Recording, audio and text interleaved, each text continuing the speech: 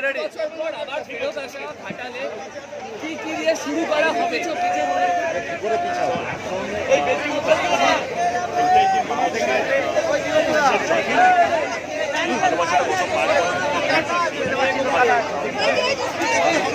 আগে ভাবিনি যে 5 বছরের জন্য আবার আমাকে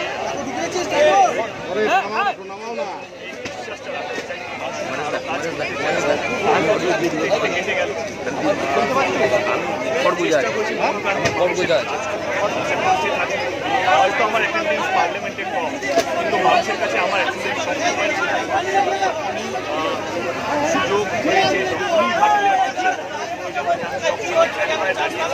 সঙ্গে ছিলাম। যতই আমি ব্যস্ত থাকি না কেন, কিন্তু মানুষের কাছে আমার একটা সুযোগ আমি পেয়েছি আরও কাজ করার জন্য। তুমি মাস্টার প্ল্যান নিয়ে কাজ শুরু করেছিলে, পার্লামেন্টে বলেছো, তারপর আলোচনাতে এসেছে মানুষরা পাশে রয়েছে, উনি এলাকা সম্পর্কে অবহিত, দুজন একসঙ্গে জিতে পার্লামেন্টে গেলে এটা কতটা স্ট্রংলি বলা যাবে? মানুষদের মতন একটা লিডারকে পাশে পেয়ে পার্লামেন্টে আমার কাছে একটা শিক্ষার জায়গা থাকে।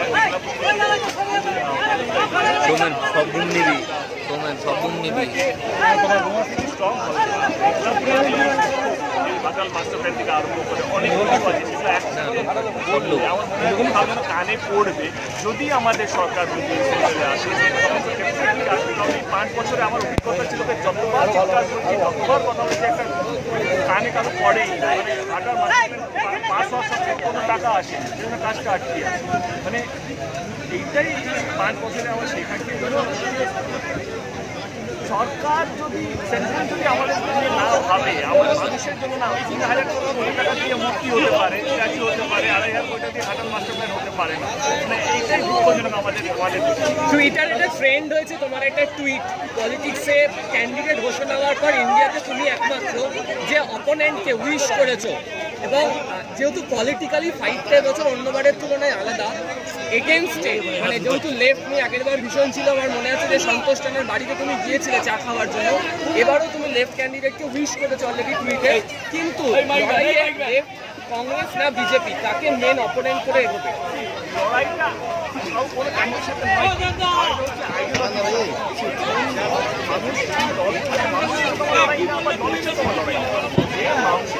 পৌঁছতে পারবে, তার উন্নয়নের কাজ সে ভোটটা পাবে, সেই জন্যই। আর আমি এটা পাবলিসিটি বা ট্রেন্ড সত্যি মনে হয়েছে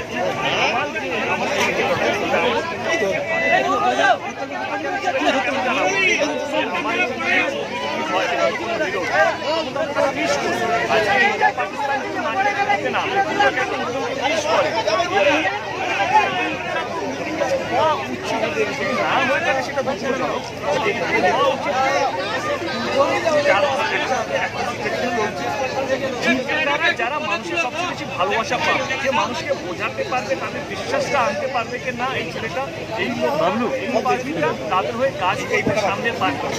তোমার দুই বন্ধু কালিক মিমি নুসরাত তারাও ক্যান্ডিডেট, এবং সিনিয়র মুনমুন সেন তিনিও ক্যান্ডিডেট হয়েছেন, তারা তিনজনই বলছেন যে তোমাকে ক্যাম্পেনে নিয়ে করার জন্য, তো কতটা সময় দিতে পারবে ঘাটাল ছিল তাদের সাথে ক্যাম্পেন করার জন্য?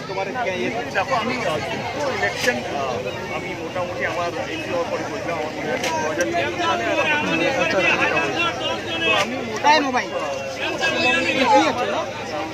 এক একটা ইলেকশনে 170টাতে মিটিং করেছি, সেগুলো রাজনীতিতে আমি মিটিং করেছি। তো এইবারও আমার মনে হয় আমি রেডি, যদি কারো যদি মনে হয় যে আমার সরকার করবে বা আমার ভালো ভালো তো ডেফিনেটলি যদি নামই কিনা সেখানে বিএনপি দলটাই যদি নামটাই কিনা, তবুও যদি কারো মনে হয় ডেফিনেটলি আমি আছি।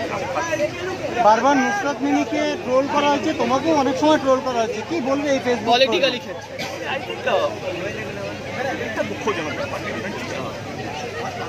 আমি এটা বিরোধ করি। এট দ্য সেম টাইম আমার মনে হয় যে যত পাত্তা দেবে তত এরা বেশি ট্রোল করবে, আমাকে নিয়ে সবচেয়ে বেশি ট্রোল হয়ে থাকে।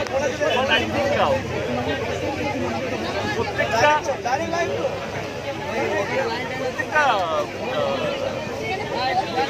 আলাদা হয়, আমি কোনগুলো খুঁজে পাচ্ছি না। যেমন ফিল্ম ইন্ডাস্ট্রি একটা আলাদা জগৎ, পলিটিক্স একটা আলাদা জগৎ, সেখানে আমার মনে হয় এইটাকে আরও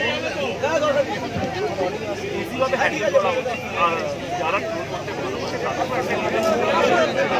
আমি আপনারা এইটা করে পান বাট ঠিক আছে আপনারা বলুন, বাট আপনারাও জানেন এটাকে বন্ধ করতে হবে। আপনারা মজা পেয়েছেন, আপনারা লাইফ পেয়েছেন, তাহলে এভাবে এটাকে একটু বন্ধ করতে হবে। কারণ আমরা তো একই দেশে হয়ে গেছি, আমরা তো একই দেশে হয়ে লড়ছি, আমরা তো একই দেশের পার্টি হচ্ছে, আমরা শুধু কারো শত্রু নাই। এটা একটা মিনিমাম সেলফ রেসপেক্ট থাকা উচিত। বাকিটা আপনি মজা পাবেন। আপনি বিরোধী পার্টিকে তিনি ইউজ করেছেন, এখন সম্ভাব্য দেখুন এখানকার বিজেপি প্রার্থী যিনি হবেন এটা নাম উঠে আসছে বলেইছেন প্রাক্তন আইপিএস অফিসার ভারতীয়। সেক্ষেত্রে কি তার তোমার সুযোগ আমি হিসাবে 3 বছর থেকে আমার বাতিল হিসাবে আমার বাতিল হিসাবে আমার ভালো সম্পর্ক। আজকে উনি দলের যদি দাঁড়ান আমার শুভেচ্ছা থাকবে। মানুষ কাকে ভোট দেয়, মানুষের ভোটটা অর্জন করে, সেই লড়াইটা আলাদা।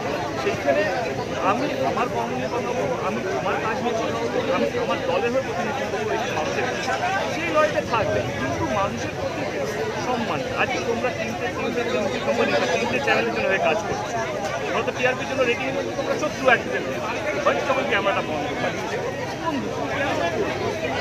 আমাদের লড়াইটা কোনো ব্যক্তির সাথে বা কোনো দলের সাথে আমার নেই।